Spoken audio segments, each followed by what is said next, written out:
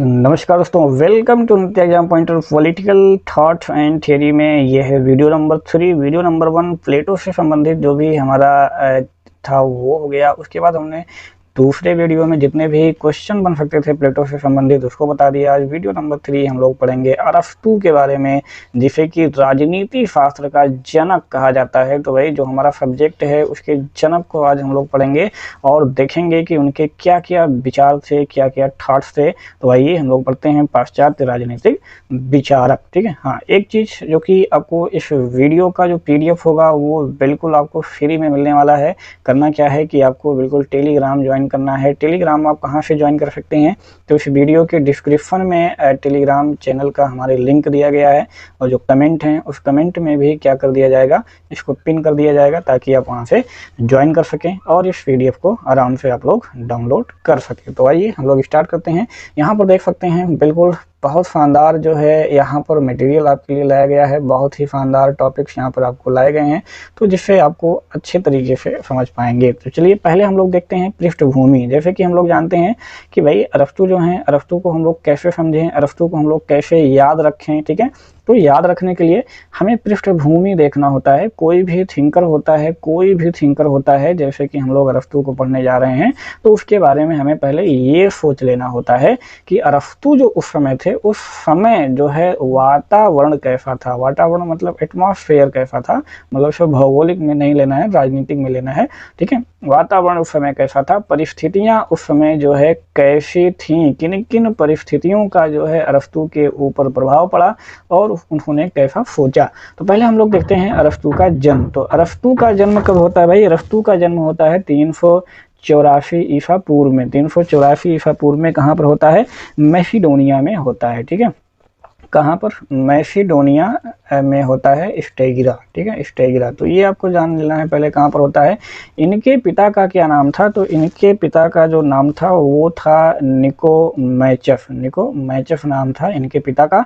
और इनका जो पालन पोषण किया था, इनका पालन और जो पोषण किया था वो किया था अटरनैफ ने। किसने किया था? अटरनैफ ने किया था। तो ये सारी चीज़ें अगर आप नोट करना चाहें तो बिल्कुल आप लोग फटाफट नोट कर सकते हैं। अब हम देखते हैं कि जो उनके पिता थे निकोमैचफ, वे मैसिडोनिया के राजा, ठीक है, मैसिडोनिया के जो राजा थे, यानी यूँ कहें कि जो सिकंदर थे, सिकंदर के पितामह, उनके यहाँ क्या हुआ करते थे? ये राज वैद्य हुआ करते थे। ठीक है। क्या हुआ करते थे? राज वैद्य हुआ करते थे। अब आपको यहीं पे बैकग्राउंड अच्छे तरीके से समझना है कि भाई जो राज वैद्य होते हैं वो क्या होते हैं। राज्य वैद्य, वैद्य मतलब उस समय उनका काम क्या होता है? दवाई बनाना, जड़ी बूटियों से दवाई बनाना। ठीक है। तो कहीं ना कहीं एज ए दवा बनाना जड़ी बूटियों से, कहीं ना कहीं ये हम देखें साइंटिस्ट टाइप में, डॉक्टर टाइप में। ठीक है। तो वो जो जड़ी बूटियों वाला माहौल रहा घर पे, डॉक्टर वाला माहौल रहा, उससे दवा बनाने वाला माहौल रहा, तो कुल मिलाकर के इसी से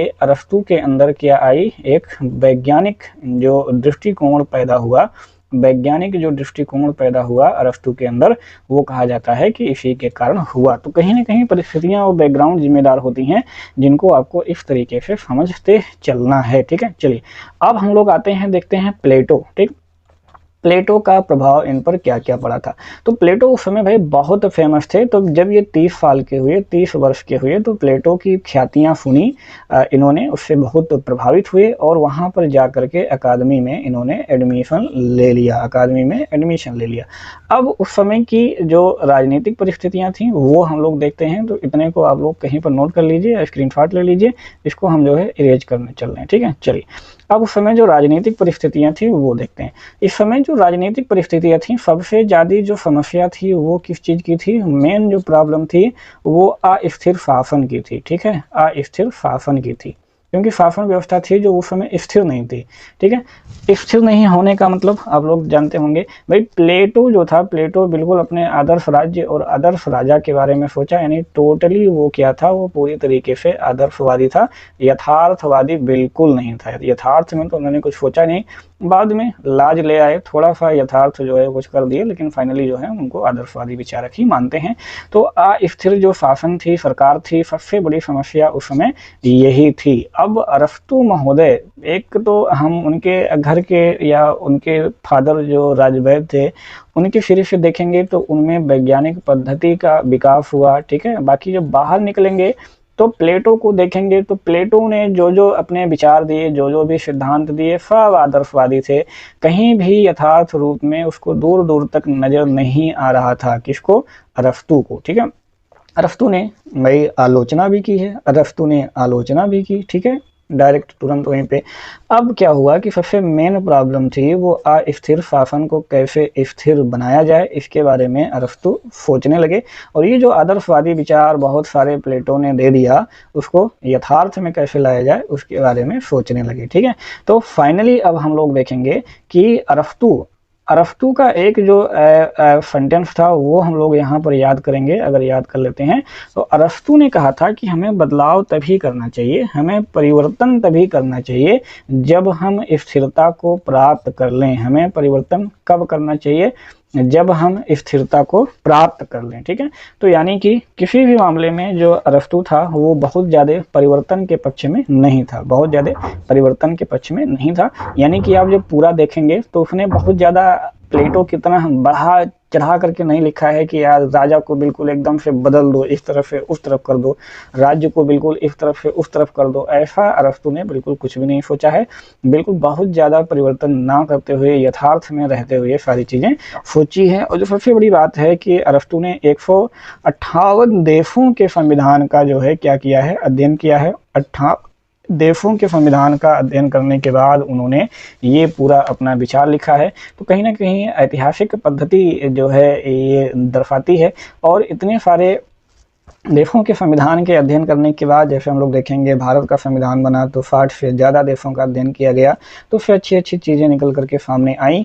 ऐसे ही अरस्तु ने भी उन सारे देशों के संविधान का अध्ययन करने के बाद जो भी यथार्थ में जो भी पॉसिबल हो सकता था लगभग, ठीक है, वो सारी चीज़ें यहाँ पर अरस्तु ने रखी हैं, ठीक है। तो इतनी सारी चीज़ें समझने के बाद, बैकग्राउंड समझने के बाद, आइए हम लोग स्टार्ट करते हैं थोड़ा सा अरस्तु के बारे में, ठीक है। चलिए, तो अरस्तु का जन्म आपको बता ही दिया गया था, कब हुआ था? 384 ईसा पूर्व में मैसिडोनिया के स्टायग्री में हुआ था, ठीक है। चलिए, 30 वर्ष की जब अवस्था हुई तो 30 वर्ष की अवस्था में ये कहाँ चले गए? ये प्लेटो के पास चले गए। क्या करने? शिक्षा ग्रहण करने जो है चले गए। और प्लेटो की अकादमी में जब ये गए, प्लेटो की अकादमी में, तो प्लेटो जो है इनके ये बहुत होशियार थे। प्लेटो जो है इनसे काफ़ी जो है क्या था? प्रभावी था। तो प्लेटो ने क्या कहा है? प्लेटो ने अरस्तु को अकादमी का मस्तिष्क भी कहा है, ठीक है। प्लेटो ने क्या कहा है? मस्तिष्क भी कहा है, अकादमी का मस्तिष्क का। उसके बाद में इन्होंने क्या किया? जब प्लेटो की मृत्यु हो गई तो इन्होंने यूनान को छोड़ दिया। यूनान को क्या किया? इन्होंने छोड़ दिया, ठीक है, यूनान को छोड़ दिया। और कहाँ पे चले गए? एशिया माइनर में चले गए। कहाँ पर चले गए? एशिया माइनर में चले गए, ठीक है। जब प्लेटो की मृत्यु हो गई तो ये यूनान छोड़ दिए और एशिया माइनर चले गए। और एशिया माइनर में जा करके ये किससे मिले? हर्मियास से मिले। किससे मिले? हर्मियास से मिले, ठीक है। तो जब इन्होंने हर्मियास से मिले तो हर्मियास ने अपनी बहन की शादी इनसे कर दी, ठीक है। किसकी शादी? अपने बहन की शादी किससे कर दी? अरस्तु से कर दी, ठीक है, हर्मियास ने। और यहीं पर एशिया माइनर में ही, यहीं पर ही अरस्तु ने 158 देशों की संविधान का जो है 158 देशों की संविधान का क्या किए थे? अध्ययन किए थे यहीं पर, ठीक है, हर्मियास में ही। तो ये सारी चीज़ें आपको यहाँ पे ध्यान में रखना है, ठीक है। चलिए, अब यहीं पर जब इनकी शादी हो गई तो यहाँ पर ये आराम से अपना खुशहाल जो है दाम्पत्य जीवन व्यतीत करने लगे। और उसके बाद फिर जो मैसिडोनिया का शासक था, ठीक है, मैसिडोनिया के शासक फिलिप ने इनको आमंत्रित किया कि आओ भैया, हमारा एक होता है कौन? सिकंदर को कुछ शिक्षा उच्छा दे दो। तो ये गए सिकंदर को शिक्षा देने। उस समय सिकंदर की आयु केवल 13 वर्ष थी। और ये जब यहाँ गए शिक्षा देने तो सिकंदर जो है बड़ा चंचल टाइप का जो है बालक था। इनसे जो है अच्छी तरीके से कुल मिला के हम कहें तो समझ भी नहीं पा रहा था, ठीक है। क्यों नहीं समझ पा रहा था? क्योंकि सिकंदर जो है विश्व विजेता बनना चाहता था, ठीक है, सिकंदर के अंदर जो है विश्व विजेता बनने की ख्वाहिश थी, जबकि अरस्तु क्या करना चाहते थे, पूरा ज्ञान विज्ञान के क्षेत्र में संपूर्ण विश्व को एक ही प्रणाली में बांधना चाहते थे। तो ये भी काफी महत्वपूर्ण क्वेश्चन बनता है, ठीक है, ये भी क्वेश्चन बहुत महत्वपूर्ण बनता है कि अरस्तु और सिकंदर में क्या समानता थी। तो भाई अरस्तु जो है वो ज्ञान विज्ञान के क्षेत्र में संपूर्ण विश्व को एक ही प्रणाली में बांधना चाहते थे, जबकि जो सिकंदर है वो संपूर्ण विश्व पर अपना एक छत्र साम्राज्य स्थापित करके उसे एक जैसे नियमों के अधीन लाना चाहता था, ठीक है। तो ये चीज़ें आपको ध्यान में रखना है। फाइनली जब सिकंदर जो है विश्व विजय की ओर निकला तो उसने जो है यूनान को क्या किया, जीत लिया, यूनान को जीत लिया। तब जो है अरस्तु ने उससे आग्रह किया कि यूनान हमें दे दिया जाए। उसी में जो है सिकंदर ने यूनान अरस्तु को दे दिया, ठीक है, अरस्तु को दे दिया। और अरस्तु ने वहाँ एक जो है शिक्षण संस्थान की स्थापना की थी, उसका नाम था लीसियस, उसका नाम था लीसियस, ठीक है। चलिए तो बाकी आगे की कहानी हम लोग स्टार्ट करते हैं यहाँ से। अरस्तु का जीवन परिचय देखते हैं हम लोग। अरस्तु जो है एथेंस का जन्मजात नागरिक नहीं था, ये आपको याद रखना है, काफ़ी महत्वपूर्ण है। उसका जन्म कहाँ हुआ था, मकदूनिया के तट पर स्टेगिरा में हुआ था। उसके पिता जो है क्या थे, शाही चिकित्सक थे, तो आपको बताया गया राजवैद्य थे। 30 वर्ष की अवस्था में प्लेटो की कीर्ति से आकर्षित होकर के वह कहाँ पे आया था, एथेंस आया था और उसकी शिक्षण संस्था में शामिल हुआ था। उसकी शिक्षण संस्था का क्या नाम था, अरस्तु। और प्लेटो अपने शिष्य अरस्तु के योगदान से बहुत प्रभावित हुआ था और उसे क्या कहा था, अकादमी का मस्तिष्क कहा था। वेरी इंपॉर्टेंट पॉइंट, ये आपको ध्यान में रखना है, ठीक है। अकादमी का मस्तिष्क किसे कहा जाता है, अरस्तु को कहा जाता है। अब आइए देखते हैं हम लोग थोड़ी सी महत्वपूर्ण चीजें। तो अरस्तु की जो महत्वपूर्ण पुस्तक है उसका नाम है पॉलिटिक्स। सबसे महत्वपूर्ण जो पुस्तक है तो उसका नाम है पॉलिटिक्स। कुल पॉलिटिक्स जो है कुल 8 भागों में विभाजित है। पॉलिटिक्स कितने भागों में विभाजित है, 8 भागों में विभाजित है। कितने भागों में, 8 भागों में, ये आपको याद रखना है, बहुत ही महत्वपूर्ण है। और इसकी जो महत्वपूर्ण पुस्तक है ये जो है पॉलिटिक्स ही है। उसके बाद अरस्तु ने लीसियस नामक शिक्षण की स्थापना की, तो आपको पहले ही बताया गया। अरस्तु जो है, अरस्तु को क्या कहा जाता है, राजनीति विज्ञान का जनक कहा जाता है।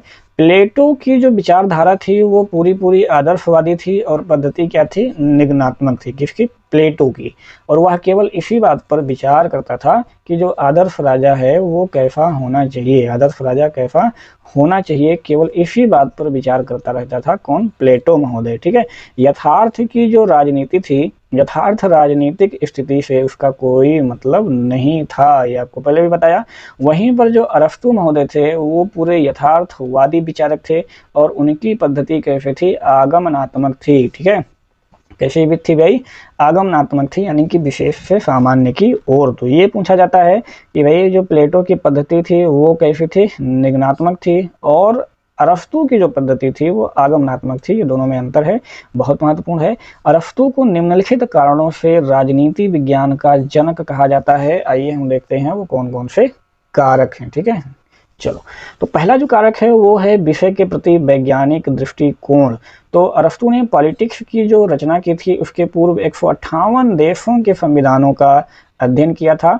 राजनीति विज्ञान को स्वतंत्र विज्ञान का रूप प्रदान करना, तो किसने किया था, ये किया था अरस्तु ने। अरस्तु ने राजनीति विज्ञान को स्वतंत्र विज्ञान का रूप प्रदान किया। और प्लेटो के राजनीतिक विचारों में राजनीति और नीति एक दूसरे से पूर्णतया मिश्रित हैं। और जो प्लेटो की जो राजनीतिक विचारधारा थी उसमें क्या थी, राजनीति और नीति वो क्या थी, पूर्णतया मिश्रित थी, ठीक है। इसने पूरा अलग कर दिया, स्वतंत्र कर दिया कि भैया जो राजनीति विज्ञान है वो अलग है और जो नीति है वो अलग है। अरस्तु ने राजनीति और नीति को एक दूसरे से पृथक कर दिया और राजनीति को एक स्वतंत्र विज्ञान की स्थिति प्रदान की। इसी दृष्टि से राजनीति का विज्ञान सही रूप से अरस्तु से ही क्या होता है, प्रारंभ होता है, ठीक है। जो राजनीति का विज्ञान होता है वो सही रूप से कहाँ से प्रारंभ होता है, अरस्तु से ही प्रारंभ होता है। यथार्थवादी विचारक, तो अरस्तु द्वारा काल्पनिक उड़ान न करते हुए व्यवहारिक चित्रण प्रस्तुत किया गया है। जैसे कि प्लेटो जो है काल्पनिक उड़ान भरता है, वैसे गलती ना करते हुए अरस्तू जो है वो पूरी तरीके से व्यवहारिक चित्रण प्रस्तुत करता है। चलिए आगे देखते हैं वैज्ञानिक पद्धति। तो आगमनात्मक और तुलनात्मक, ये दो वैज्ञानिक पद्धतियां हैं। कंपैरिजन से चीजें जो है इन्होंने निकाली है। राज्य के पूर्ण सिद्धांत का क्रमबद्ध निरूपण।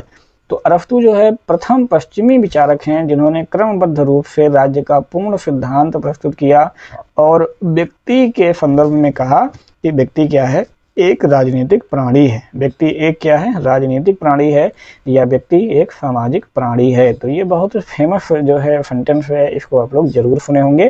सरकार के अंगों का निरूपण किसने किया, तो इसी ने किया। सरकार के तीनों अंग अलग अलग होने चाहिए, ये अरस्तू महोदय ने कहा।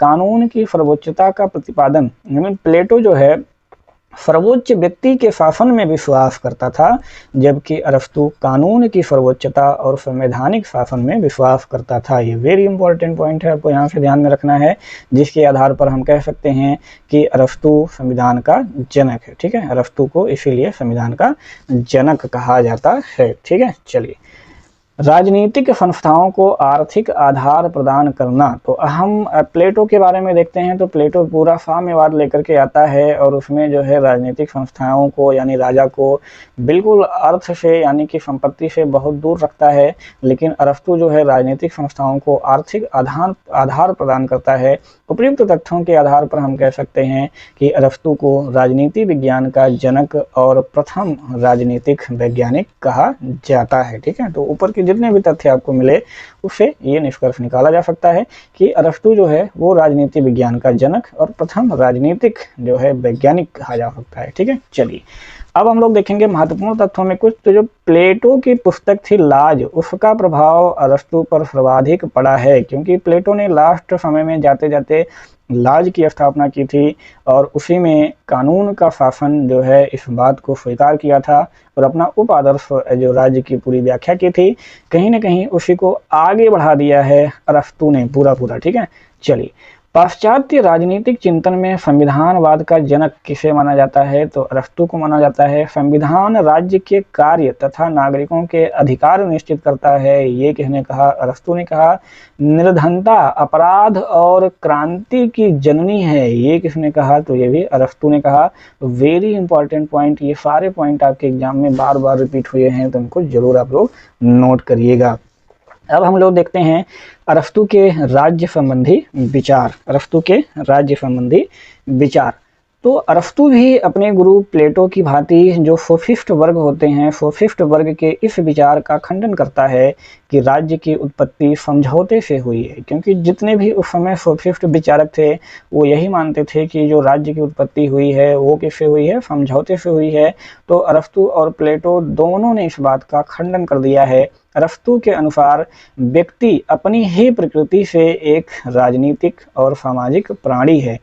अरस्तू ने क्या कहा कि व्यक्ति अपनी प्रकृति से ही क्या है, राजनीतिक और सामाजिक प्राणी है और राज्य व्यक्ति की इस प्रकृति का ही परिणाम है। ठीक है, जब व्यक्ति स्वयं एक राजनीतिक और सामाजिक प्राणी है तो राज्य क्या है, राज्य उसी का एक परिणाम है। Very simple. ठीक है, चलो तो इसे आप लोग याद रख सकते हैं। राज्य जो है कुलों और ग्रामों का ऐसा समुदाय है जिसका उद्देश्य क्या है, पूर्ण और आत्मनिर्भर जीवन की प्राप्ति। ये किसने कहा, अरस्तू महोदय ने कहा। राज्य परिवार का एक बृहद रूप है, ये किसने कहा, अरस्तू महोदय ने कहा। और थोड़ा सा अंतर है, राज्य व्यक्ति का बृहद रूप है, ये किसने कहा, प्लेटो ने कहा। तो इन दोनों में बहुत ही माइनर डिफरेंस है, तो इसको आपको जरूर याद रखना है। ठीक है, परिवार का बृहद रूप अरस्तू ने माना है और व्यक्ति का बृहद रूप किसने माना है, प्लेटो ने माना है। तो ये दोनों चीज आपको यहाँ से याद रखना है। राज्य का स्वरूप और विशेषताएं कैसे होनी चाहिए अरस्तू के अनुसार, तो आइए हम लोग इसको देखते हैं। राज्य स्वाभाविक समुदाय है, ये अरस्तू ने कहा। अरस्तू का विश्वास था कि मनुष्य एक राजनीतिक और सामाजिक प्राणी है और राज्य एक स्वाभाविक समुदाय है। इससे अलग रहकर व्यक्ति अपने जीवन की लक्ष्य की प्राप्ति नहीं कर सकता है। राज्य परिवार का ही एक बृहद रूप होने के कारण यह भी वैसे ही स्वाभाविक है जैसे कि परिवार। ठीक है, चलिए, तो जैसे हम लोग परिवार देखते हैं, जैसे कि हम लोग परिवार देखते हैं, परिवार में कई सारे मेंबर होते हैं। ठीक है, कई सारे मेंबर्स होते हैं और सारे मिल करके एक परिवार का निर्माण करते हैं। ऐसे ही अरस्तु महोदय ने कहा था कि क्या है, राज्य परिवार का ही बृहद रूप है। बस इसी परिवार को बृहद रूप में कर दो, वही बन जाता है राज्य। ठीक है, तो इस चीज को आपको यहाँ से समझना है। राज्य का उदय जीवन के लिए हुआ है और सद्जीवन के लिए उसका अस्तित्व बना रहेगा या बना हुआ है। तो राज्य का उदय किसके लिए हुआ है भाई? जीवन के लिए हुआ है। और राज्य का अस्तित्व कब तक बना रहेगा? सद्जीवन तक उसका अस्तित्व बना रहेगा। ठीक है, तो फाइनली टारगेट क्या है? सद्जीवन। ठीक है, सद्गुण, जो कि प्लेटो महोदय और सुकरात महोदय से चली आ रही है।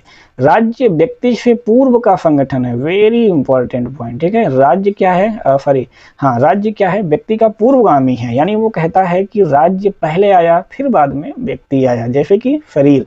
ठीक है, आंगिक सिद्धांत देता है, जैसे कि जब भी हम अंगों की बात करते हैं तो पहले हम शरीर की बात करते हैं भाई। पहले शरीर होगा तब जाकर के उसके अंग होंगे। ऐसे ही इसी ही क्रम में वो बोलता है कि पहले राज्य होगा तब जो है उसमें व्यक्ति होंगे। यानी कि राज्य क्या है? व्यक्ति का पूर्वगामी है। पहले राज्य आया तब फिर व्यक्ति आए। समय की दृष्टि से अगर देखा जाएगा भाई तो वो परिवार पहले है, परंतु अगर प्रकृति की दृष्टि से देखा जाए तो राज्य पहले है। ये किसने कहा था? अरस्तु ने कहा था। राज्य सर्वोच्च समुदाय है, राज्य एक आत्मनिर्भर संगठन है और राज्य नगर सर्वाधिक श्रेष्ठ राजनीतिक संगठन है। अरस्तु के अनुसार राज्य एक नैसर्गिक और प्राकृतिक संस्था है। राज्य क्या है? एक नैसर्गिक और प्राकृतिक संस्था है। ये किसने कहा था? अरस्तु महोदय ने कहा था। ठीक है, चलिए, तो अब हम लोग देखते हैं नागरिकता से संबंधित इसके विचार क्या क्या थे। तो नागरिकता का निर्धारण जन्म, निवास स्थान, कानूनी अधिकारों से नहीं होता है। ठीक है, क्या कहा था? अरस्तु ने कहा था जो नागरिकता होती है वो जन्म के आधार पर, निवास स्थान के आधार पर, कानूनी अधिकारों के आधार पर नहीं प्राप्त किया जा सकता है। ठीक है, बल्कि इस संबंध में व्यक्ति की राजनीतिक क्षेत्र में सक्रियता को महत्व देता है कि राजनीतिक क्षेत्र में, न्यायिक क्षेत्र में जो सक्रिय होंगे वही नागरिक होंगे। जन्म, निवास स्थान, कानूनी अधिकार, ऐसे मामलों से वो नागरिक नहीं बन सकते हैं। अरस्तु के अनुसार वह व्यक्ति नागरिक है जो अस्थायी रूप से न्याय के प्रशासन तथा राजकीय पदों को ग्रहण करने की प्रक्रिया में भाग लेता है। ठीक है, उसका जो नागरिक है वो आज के वर्तमान समय के नागरिकों की भांति केवल मतदाता ही नहीं है। जैसे कि आज के जो नागरिक हैं, नागरिक होने का मतलब क्या है कि आपको वोट डालने का अधिकार मिल जाता है और भी बहुत सारे अधिकार आपको प्राप्त होते हैं। तो वही कहा है कि जो उसका नागरिक है वो वर्तमान समय में ये नहीं है कि केवल आपको बस वोट डालने का अधिकार मिल गया, मतदाता ही नहीं है, वरन वह है जो शासन के कार्यों में वास्तविक रूप से भाग लेने वाला है। यानी कि फाइनली क्या हो, अगर वो शासन के कार्यों में वास्तविक रूप से भाग लेता है तो वही क्या कहलाएगा? वही नागरिक कहलाएगा।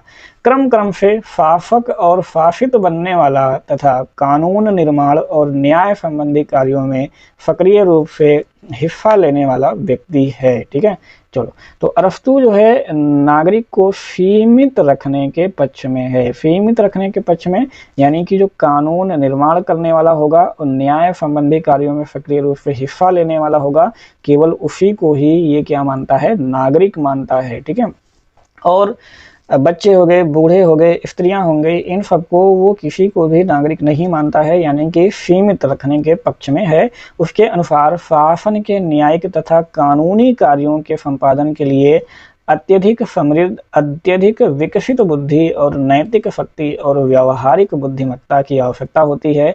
उसे शासक और शासित दोनों ही रूपों में कार्य करने वाली क्षमता प्राप्त होनी चाहिए। ठीक है, इसलिए वो सबको नागरिकता नहीं देता है, केवल कुछ ही लोगों को नागरिकता प्रदान करता है। ठीक है, चलिए, तो व्यक्ति द्वारा ये गुण केवल उसी स्थिति में प्राप्त किए जा सकते हैं जबकि इनके पास क्या हो? अवकाश हो। तो ये अवकाश पर जो है ध्यान देता है।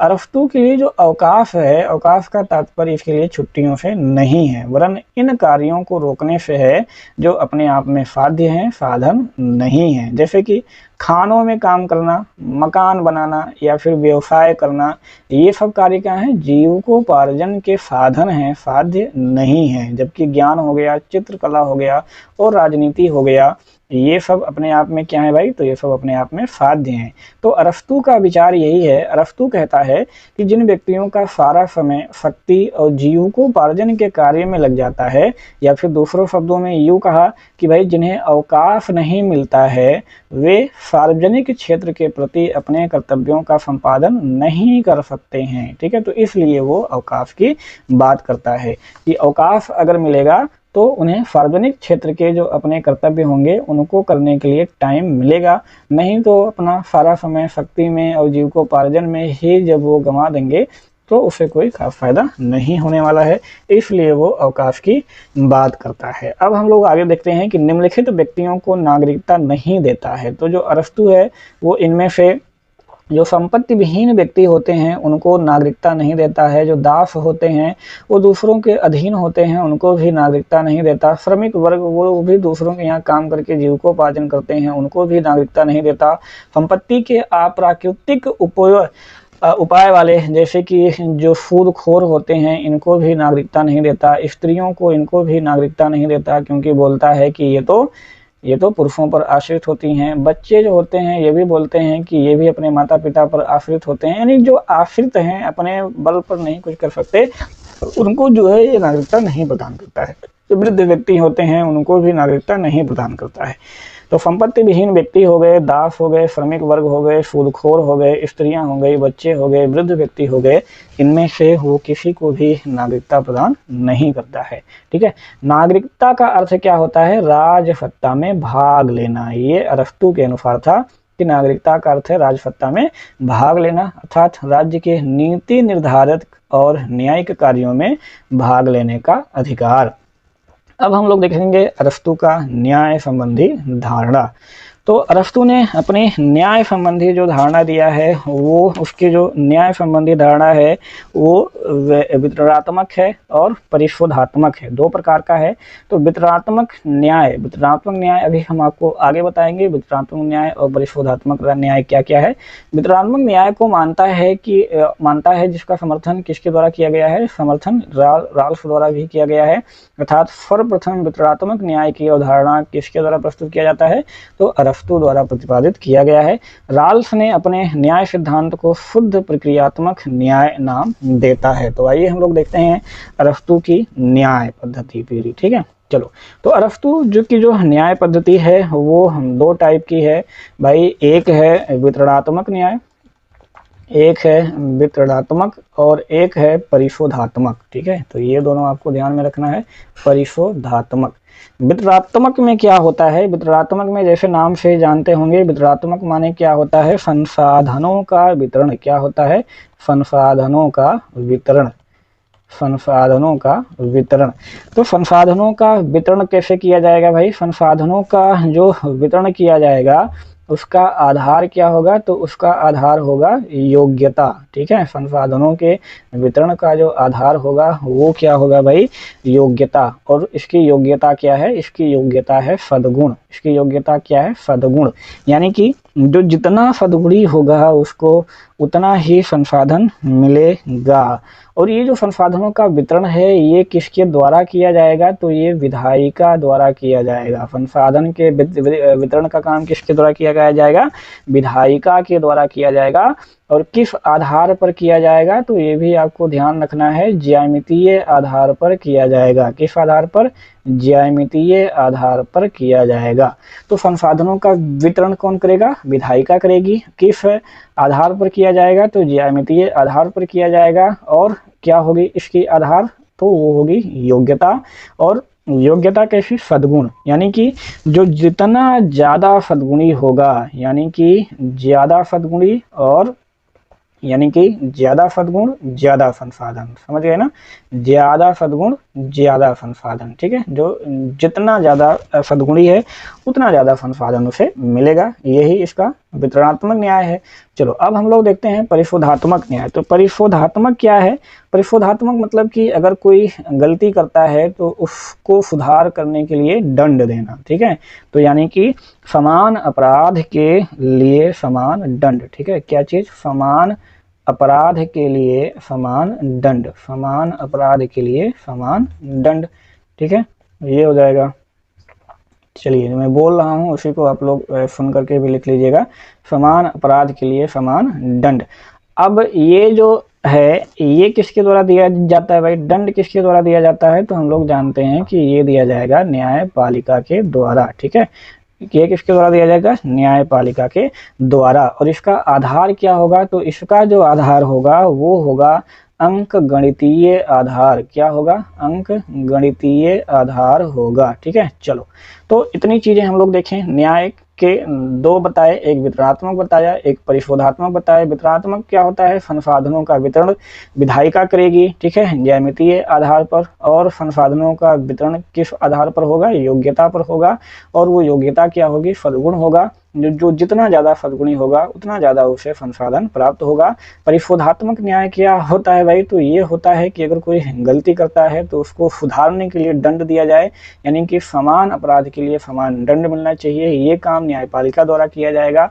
और इसका आधार क्या होगा? अंक गणितीय होगा। तो इसका जो है ज्यामितीय होगा और इसका अंक गणितीय होगा। ये दोनों आपको याद रखना है। और फाइनली जो अरस्तू कहता है, अरस्तू के द्वारा न्याय क्या है? तो भाई कर्तव्य पालन ही न्याय है। क्या है? कर्तव्य पालन ही न्याय है, ठीक। तो ये भी आपको यहाँ पे याद रखना है। चलिए अब हम लोग आते हैं राज्यों और संविधानों के वर्गीकरण पर। देखते हैं कि संविधान का वर्गीकरण सबसे पहले किसने किया था? तो वो किया था अरस्तू ने। तो राज्यों का सर्वप्रथम वैज्ञानिक वर्गीकरण किसके द्वारा किया गया भाई? अरस्तू के द्वारा किया गया। उन्होंने यह वर्गीकरण दो आधारों पर किया है, एक तो संख्या के आधार पर और एक है नैतिक आधार पर। तो संख्या के आधार पर तात्पर्य का मतलब ये है कि जो प्रभुत्व शक्ति है उसका प्रयोग कितने व्यक्तियों द्वारा किया जाएगा, एक व्यक्ति द्वारा, कुछ व्यक्तियों द्वारा या बहुत व्यक्तियों द्वारा। तो ये हम आगे चर्चा करेंगे क्योंकि इसमें जो है क्या क्या नाम होगा। नैतिक आधार पर इसका तात्पर्य है कि शासन करने वाले व्यक्तियों का उद्देश्य क्या होगा। तो आइए हम लोग देखते हैं संविधान का वर्गीकरण, और वो भी अरस्तू के द्वारा, ठीक है। चलिए तो संविधान की वर्गीकरण अगर हम लोग देखते हैं किसके आधार पर? संख्या के आधार पर। तो ये सब आप लोग लिखते चलिएगा। संख्या के आधार पर अगर हम लोग इसका वर्गीकरण देखें तो संख्या अगर एक व्यक्ति के द्वारा शासन किया जाएगा तो उसको हम लोग क्या बोलेंगे, ठीक है। कुछ लोगों के द्वारा शासन किया जाएगा तो उसको क्या बोलेंगे, और बहुसंख्यक द्वारा शासन किया जाएगा तो उसका क्या नाम होगा। तो यही है संविधान का वर्णन, ठीक है। अब इसमें दो बनाया है, एक उत्कृष्ट रूप इसका क्या होगा, ठीक है। तो उत्कृष्ट रूप क्या होगा और निकृष्ट रूप क्या होगा, ठीक है, या फिर यूं कहें कि हम विकृत रूप क्या होगा। तो एक व्यक्ति द्वारा जो शासन होता है उसका जो उत्कृष्ट रूप होता है वो होता है राजतंत्र, ठीक है। किसके द्वारा? अरस्तू के द्वारा। कुछ लोगों के द्वारा जो शासन किया जाता है उसका इन्होंने क्या नाम दिया? उसका नाम दिया कुलीन तंत्र। उसका क्या नाम दिया? कुलीन तंत्र। और बहुसंख्यक द्वारा जो शासन किया गया उसको क्या नाम दिया? तो उसका नाम दिया इन्होंने संवैधानिक तंत्र। क्या कहा? संवैधानिक तंत्र कहा, ठीक है। चलिए अब हम लोग देखते हैं कि ये है उत्कृष्ट रूप में, ठीक है। किसके रूप में? उत्कृष्ट शासन के रूप में।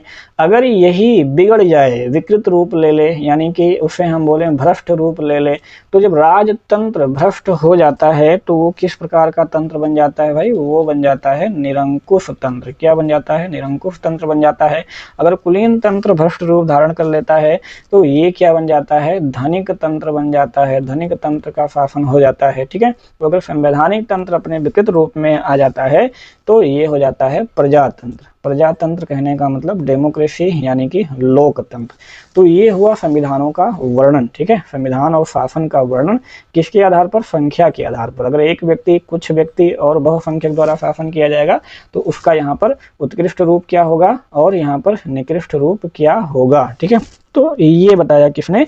ये सारी चीजें बताया अरस्तू ने, ठीक है। चलिए अब हम लोग देखते हैं शासन प्रणालियों का जो चक्र इन्होंने दिया अरस्तू महोदय ने। इसको अब हम इरेज करने जा रहे हैं, इसका स्क्रीनशॉट ले सकते हैं आप लोग।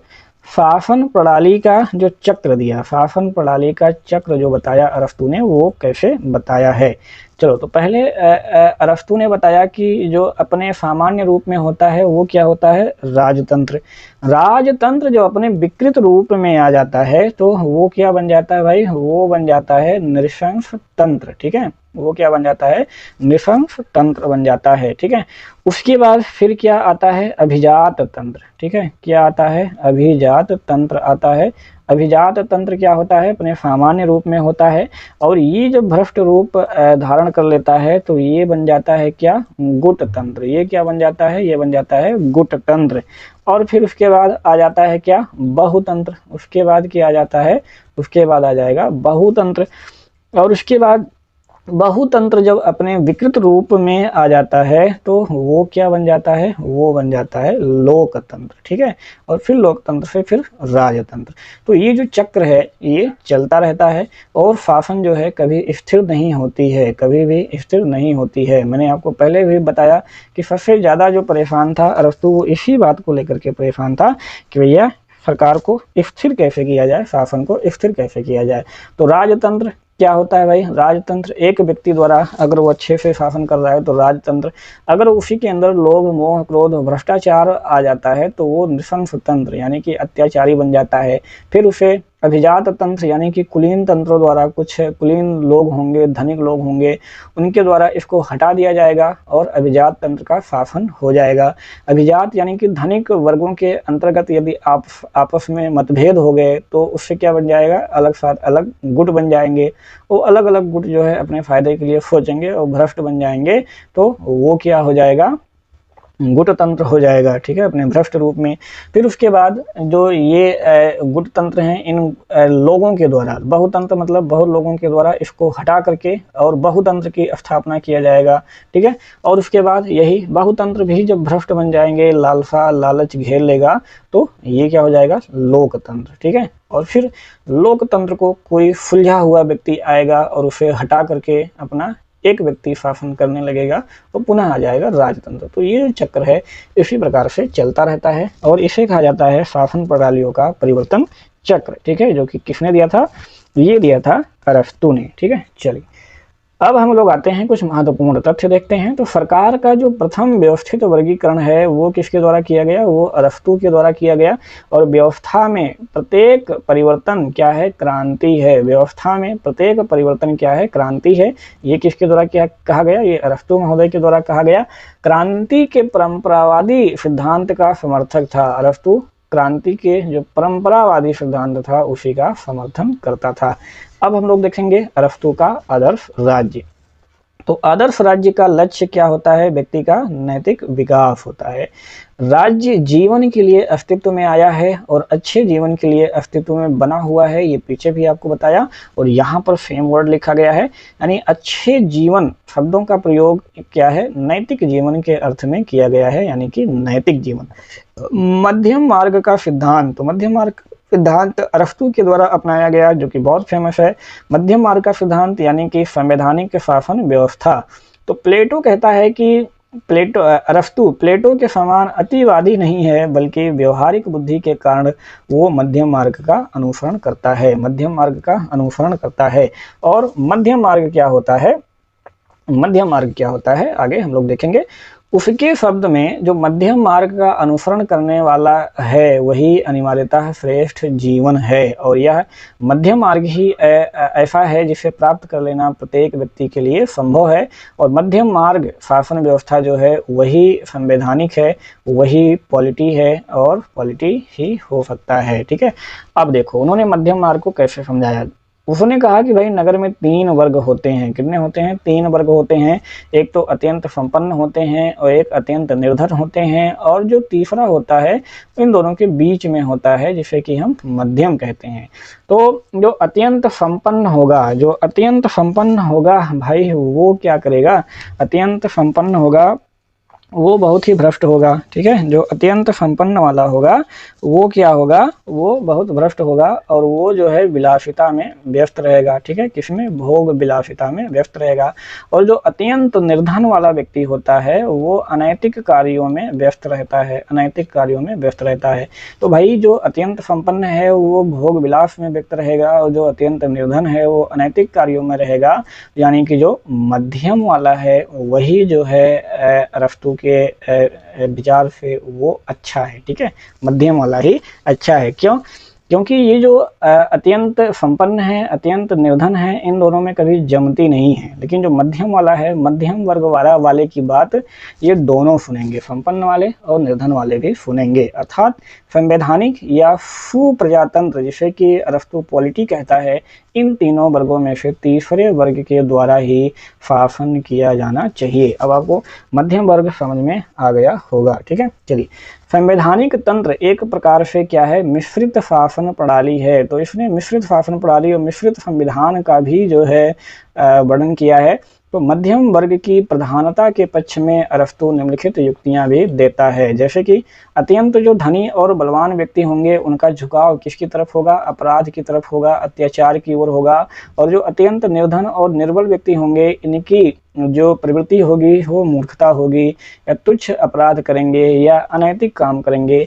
तो ये दोनों वर्ग विवेक का अनुसरण नहीं करते हैं, इसीलिए मध्यम मार्ग का अनुसरण क्या है, उचित है। इसीलिए मध्यम मार्ग का अनुसरण क्या है, उचित है। धनी और जो निर्धन होंगे वो मध्यम वर्ग पर समान रूप से विश्वास करते हैं, किंतु वो एक दूसरे पर विश्वास नहीं करते हैं। ये पीछे आपको बताया गया। विधि की सर्वोच्चता हम लोग अब देखेंगे।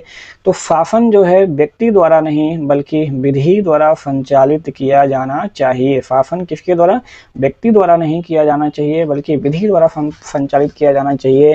क्योंकि वो कहता है कि व्यक्ति कभी भी भ्रष्ट हो सकता है। व्यक्ति जैसे आज ठीक है, उसे कल शक्ति मिल गई, पावर मिल गया। ठीक है, पावर शक्ति एक ही होती है, और उसे संपत्ति मिल गई तो वो भ्रष्ट हो सकता है और शासन बिगड़ सकती है। लेकिन जो विधि है वो कभी भी भ्रष्ट नहीं हो सकती है। इसलिए जो शासन किया जाना चाहिए वो विधि द्वारा ही संचालित होना चाहिए। अब हम लोग देखेंगे जनसंख्या। तो जैसे कि प्लेटो ने अपने आदर्श राज्य में जो जनसंख्या बताया है, आदर्श राज्य नहीं, आदर्श उपराज्य में बताया है, लॉज में जनसंख्या 5040 होनी चाहिए। उसी हिसाब से जो है उसी प्रकार अरस्तु बताता है कि आदर्श राज्य में जनसंख्या भाई ना तो बहुत अधिक होनी चाहिए और ना ही बहुत कम होनी चाहिए। ठीक है, चलिए, आर्थिक व्यवस्था में अगर हम लोग देखें तो भू संपत्ति क्या हो, वैयक्तिक हो। अरस्तु कहता है कि जो भू संपत्ति हो वो वैयक्तिक हो, लेकिन उसका उपयोग क्या हो भाई, सामूहिक होना चाहिए। यानी कि जैसे कि प्लेटो ने लाज में पूरी व्यवस्था कर दी थी, लाज में भाई आदर्श राज्य में तो उसने बिल्कुल संपत्ति को बहुत दूर रखा था, लेकिन जाते जाते लाज में सेम बात उसने कही थी कि संपत्ति तो रख सकता है लेकिन उसका उपभोग सामूहिक रूप से होना चाहिए। सेम बात जो है अरस्तु ने यहाँ पर चिपका दी है। स्त्रियों का साम्यवाद के बारे में जैसे कि प्लेटो ने कहा कि भैया स्त्री नहीं रखना है, जो बच्चे होंगे स्त्री होंगे वो सभी के सामूहिक होंगे। ठीक है, अपने बच्चे को राजा पहचान नहीं पाएगा। ठीक, बाद में लाज में कहा कि भाई ठीक है रख लो, लेकिन राज्य की स्वीकृति के बाद। तो उसी को थोड़ा सा आगे और बढ़ा दिया अरस्तु ने, और उसने कहा कि संपत्ति के साम्यवाद को, ठीक है, इसने अस्वीकार कर दिया। किसने, अरस्तु ने। ठीक है, और साथ ही साथ अपने आदर्श राज्य में किसी भी वर्ग के लिए स्त्रियों के साम्यवाद की धारणा का प्रतिपादन नहीं किया। जैसे प्लेटो ने स्त्रियों के साम्यवाद का सिद्धांत दिया था, तो इसने, अरस्तु ने स्त्रियों का साम्यवाद बिल्कुल दिया ही नहीं है। ठीक है, इसने दिया ही नहीं है। ठीक है, कि बिल्कुल स्त्री रख सकते हो, संपत्ति रख सकते हो, संपत्ति वैयक्तिक भी होगी, लेकिन एक चीज़ ध्यान रखना है कि उसका उपयोग सामूहिक होगा, बस इतना ध्यान रखना है। अब थोड़े से हम लोग महत्वपूर्ण तथ्य देखते हैं। तो अरस्तु राज्य के सर्वोत्तम शासन किसको मानता है, पॉलिटी को मानता है। राज्य का सर्वोत्तम शासन क्या होता है, पॉलिटी होता है। राज्य व्यक्ति से पहले है, यानी राज्य व्यक्ति का पूर्वगामी है, ये आपको पहले ही बताया जा चुका है। मनुष्य स्वभाव से ही राजनीतिक और सामाजिक प्राणी है, बार बार रिपीट हो रहा है। राज व्यवस्था यानी कि जो पॉलिटी है वो अपेक्षाकृत अधिक अस्थायी है और क्रांति के लिए इसमें कम अवसर प्रदान करती है। मध्यम मार्ग का जो सिद्धांत है भाई वो किसके साथ जुड़ा हुआ है, तो वो अरस्तु के साथ में जुड़ा हुआ है। अब हम लोग देखेंगे अरस्तु की सामाजिक व्यवस्था और इसमें थोड़ी सी हम लोग देखेंगे दास प्रथा के बारे में।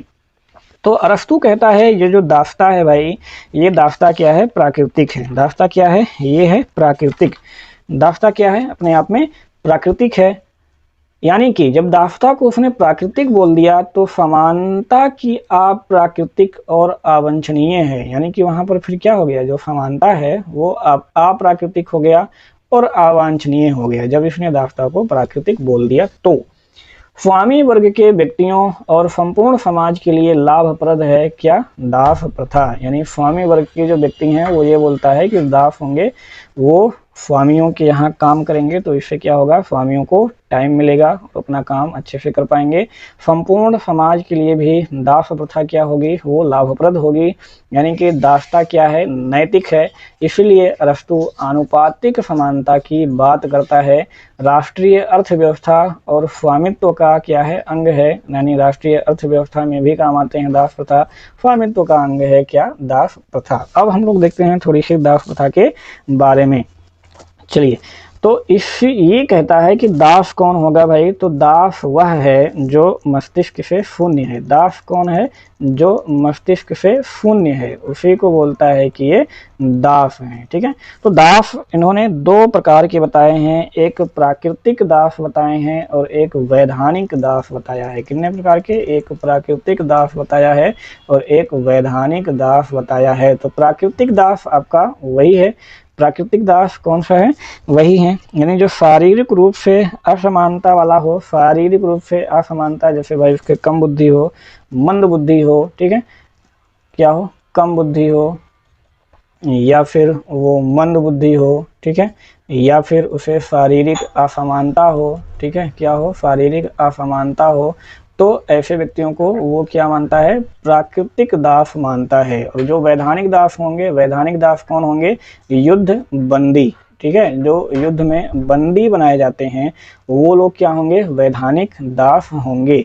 तो अरस्तु जो होता है भाई, अरस्तु इसे प्राकृतिक दास जो होते हैं उन्हीं को मान्यता देता है। ठीक है, प्राकृतिक दास वाले को मान्यता देता है और ये युद्ध बंदी वाले को मान्यता नहीं देता है।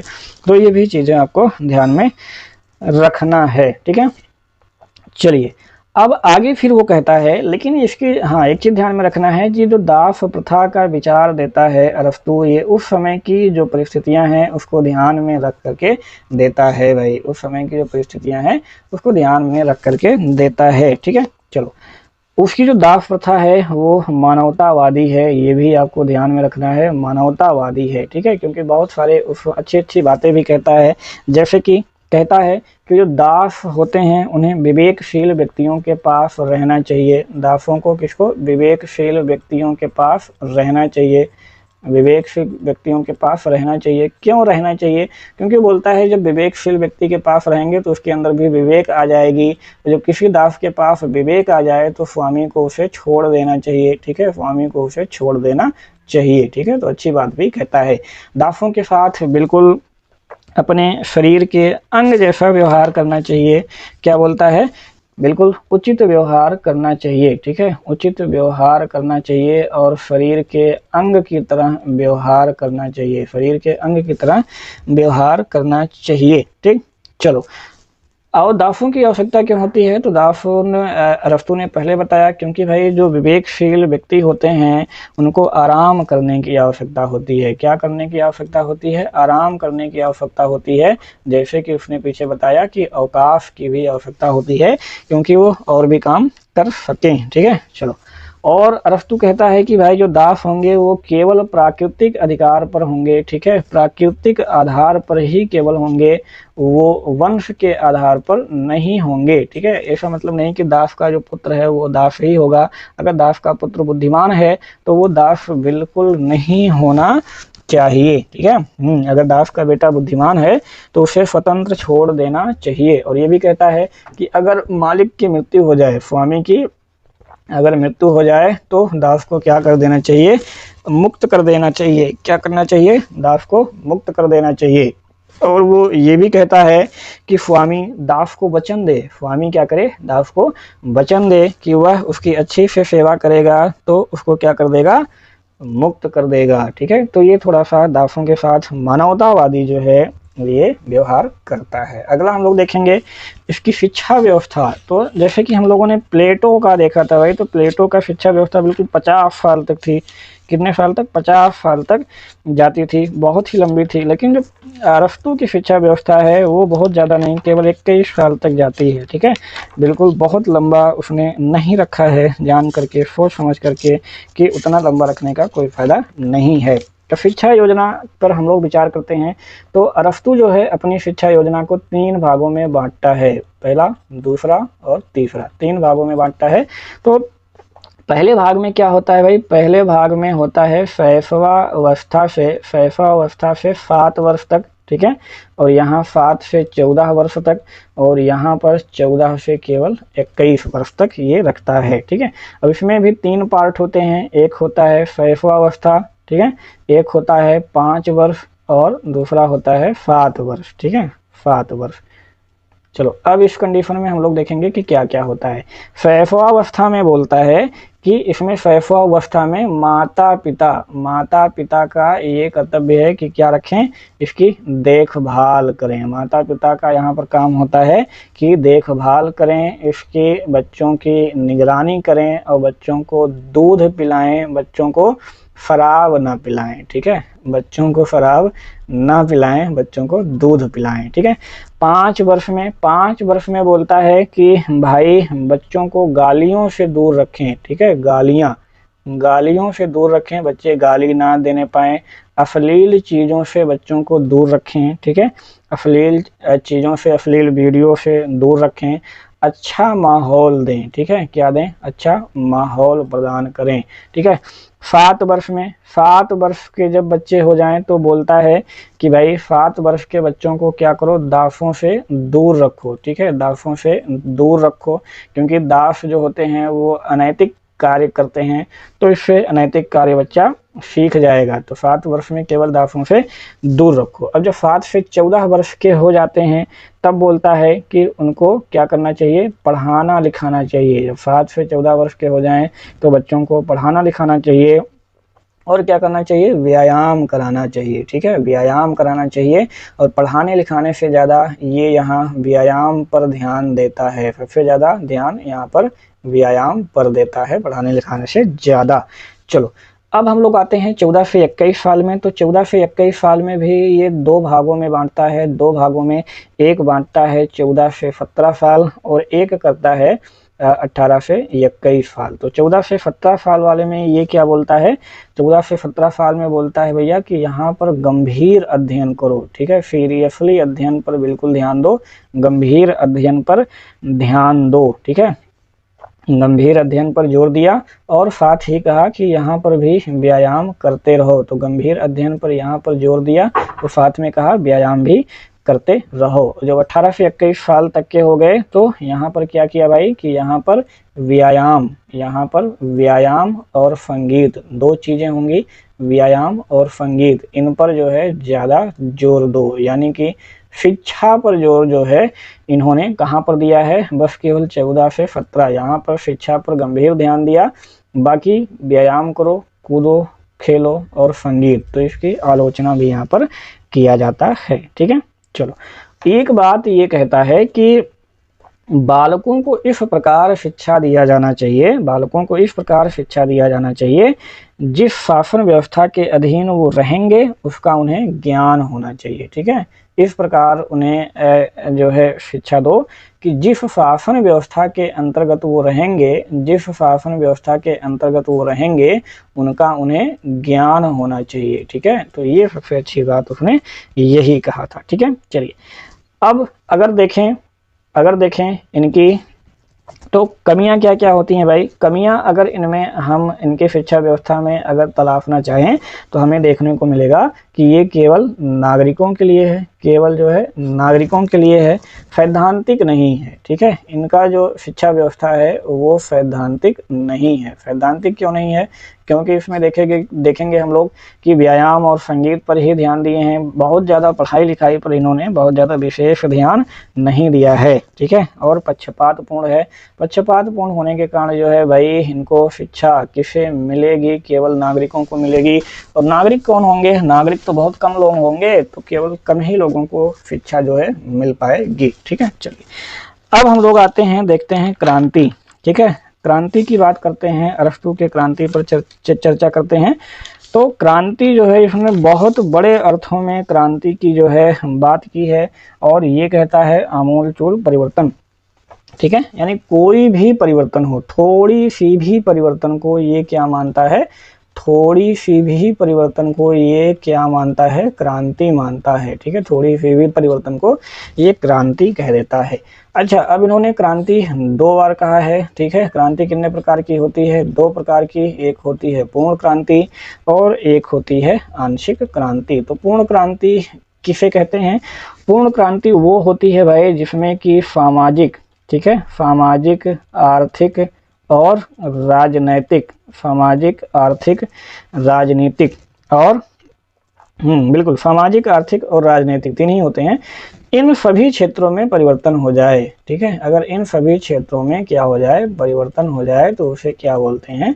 पूर्ण क्रांति बोलते हैं। आंशिक क्रांति क्या होता है? आंशिक क्रांति इनमें से किसी भी एक में अगर क्रांति हो, ठीक है, इनमें से किसी भी एक में अगर परिवर्तन हो तो उसे हम क्या बोलते हैं? आंशिक क्रांति बोलते हैं। ठीक है, तो अगर सामाजिक, आर्थिक, राजनीतिक इन तीनों क्षेत्रों में परिवर्तन हो जाए तो उसे पूर्ण क्रांति, और अगर किसी भी एक में अगर परिवर्तन हो जाए तो उसे क्या बोलते हैं? उसे बोलते हैं आंशिक क्रांति। ठीक है, चलो अब हम लोग देखते हैं क्रांति के कारण, कि क्रांति के क्या क्या कारण होते हैं। ठीक है, चलो, तो उन्होंने क्रांति के कई कारण बताए हैं। 3 कारण बताए हैं भाई, 3 कारण बताए हैं। एक बताया है सामान्य कारण, ठीक है, एक बताया है सामान्य कारण, और एक बताया है विशेष कारण। ठीक है, एक बताया है विशेष कारण। तो पहले हम लोग देखते हैं सामान्य कारण। तो सामान्य कारण क्या होते हैं? सामान्य कारण होते हैं असमानता। क्या होती है? असमानता और अन्याय। ये क्या है? सामान्य कारण है। और असमानता और अन्याय ये स्पेशली करता कौन कौन है? तो कुलीन वर्ग और राजतंत्र। ये कहाँ पर उत्पन्न होता है भाई? कुलीन वर्ग और राजतंत्र के द्वारा ये जो है असमानता और अन्याय किया जाता है। ठीक है, तो ये हो गया सामान्य कारण। विशेष कारणों में वो बताता है, बहुत सारी लिस्ट है। विशेष कारणों में वो बताता है जैसे कि भौगोलिक कारण। विशेष कारणों में अगर हम लोग भौगोलिक कारण पर ध्यान अगर बात करें तो भौगोलिक कारणों में आता है कि भाई सभी क्षेत्रों पर ध्यान ना देना, सभी क्षेत्रों पर ध्यान, सभी क्षेत्रों पर समान ध्यान ना देना। भाई होता है कि बहुत सारे क्षेत्र हैं, कोई पास में है, कोई दूर में है, कोई क्या है, कोई पहाड़ी है, तो अगर एक क्षेत्र पर ध्यान दिए, एक क्षेत्र का विकास ज़्यादा कर दिए, दूसरे विकास नहीं किए, तब भी जो है ये क्या हो जाएगा?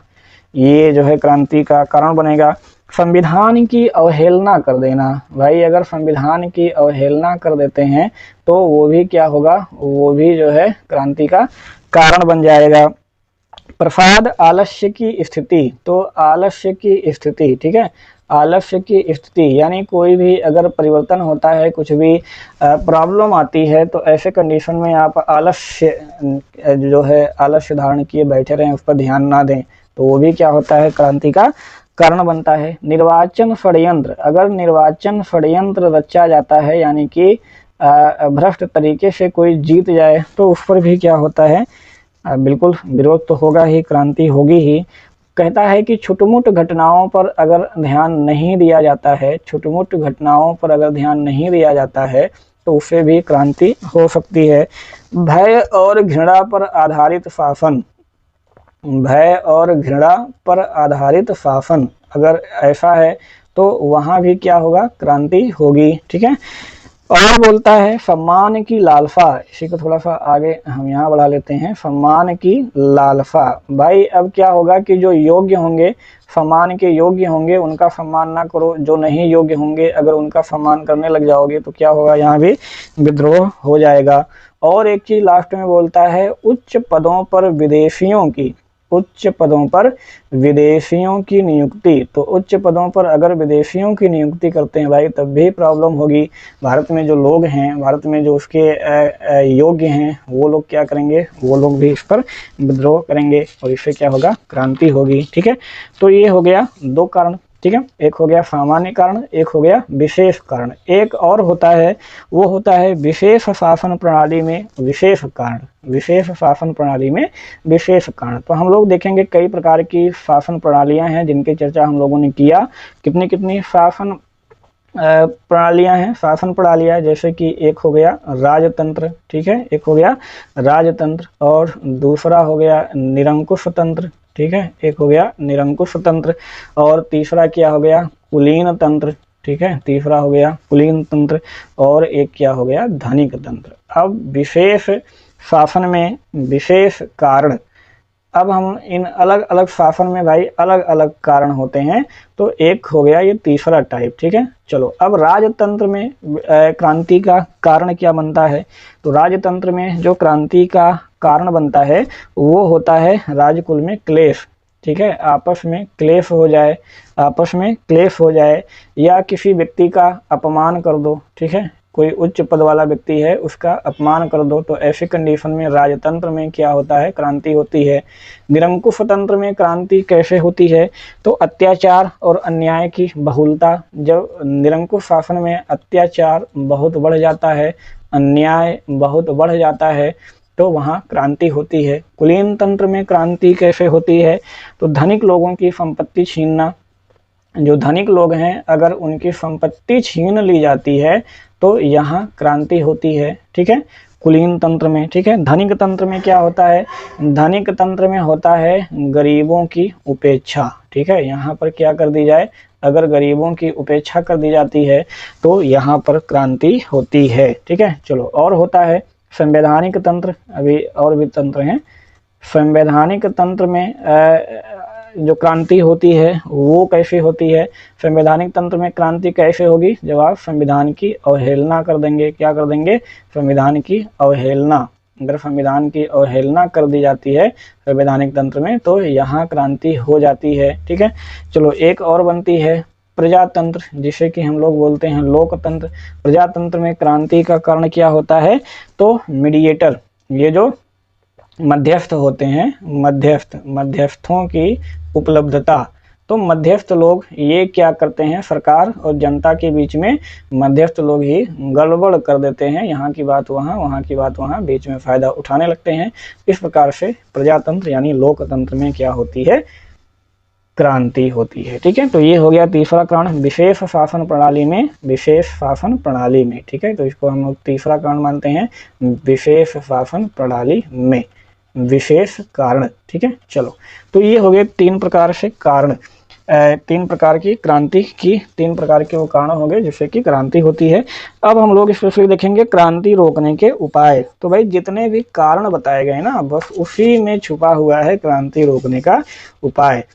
कि भाई जैसे यहाँ पे एग्जाम्पल देखो, क्लेश और अपमान, तो भाई कोशिश करो क्लेश ना हो, किसी का अपमान ना करो, बस यही सब इसके उपाय हैं। अत्याचार ना करो, अन्याय ना करो, भाई धनिक वर्ग की संपत्ति ना छीनो, नहीं होगा क्रांति। यहाँ गरीबों की उपेक्षा यदि करोगे तो क्रांति होगी, तो गरीबों की उपेक्षा ना करो, बस यही सब इसके उपाय हैं। तो जितने कारण आपको बताए गए बस वही ना किया जाए, बस वही उसका उपाय है। संविधान की अवहेलना, तो कोशिश किया जाए कि यहाँ संविधान की अवहेलना ना किया जाए, क्रांति नहीं होगी। मध्यस्थों को यहाँ दूर रखा जाए, क्रांति नहीं होगी। बहुत सिंपल है, तो ये सारी चीज़ें आप अपने आप से जो है तैयार कर सकते हैं। ठीक है, बस चलिए तो ख़त्म करते हैं भाई आज का जो हमारा अरस्तू है। काफ़ी हो गया यहाँ पर। ठीक है, आपको काफ़ी चीज़ें समझ में आ भी गई होंगी। सारी चीज़ों पर हम लोगों ने चर्चा कर ली, नागरिकता पर चर्चा कर ली और जो उसका वो था दास प्रथा, उस पर चर्चा कर ली, आदर्श राज्य राजा, इन सब पर चर्चा कर ली। ठीक है, सारी चीज़ों पर हम लोगों ने अच्छे तरीके से चर्चा कर ली है। बस जो नोट्स आपको मिलेंगे उसको आपको नोट्स बना लेना है और इस वीडियो को 1-2 बार आपको अच्छी तरीके से देख लेना है, समझ लेना है। आपका ये जो अरस्तु महोदय हैं ये पूरी तरीके से आपको तैयार हो जाएंगे, ये अरस्तु महोदय आपको पूरे से तैयार हो जाएंगे। भाई इसमें हम पूरा आपको नहीं करा सकते, पूरा कोई भी टीचर नहीं करा सकता है, तो पूरा करने के लिए आपके पास बुक ज़रूर होनी चाहिए। यहाँ से आप अपनी समझ को विकसित करिए, चीज़ों को समझिए, तत्पश्चात आप डायरेक्ट जो है बुक को रीड करिए, क्योंकि सारी चीज़ें आपको वहीं पर मिलेंगी। तो बुक आप लोग ज़रूर पढ़िए। ठीक है, चलिए तो कैसा लगा वीडियो ये कमेंट कर करके भाई ज़रूर बताइएगा। अगले वीडियो में हम लोग मिलते हैं किसके साथ, मैकियावेली के साथ मिलते हैं। तब तक के लिए आप सभी अपना ख्याल रखिए, तैयारी अपनी ज़बरदस्त बनाए रहिए। इस वीडियो के बाद जल्द ही अरस्तु पर जितने भी एमसीक्यूज होंगे जल्द ही आपको मिलेंगे। तो मिलते हैं नेक्स्ट वीडियो में, तब तक के लिए जय हिंद।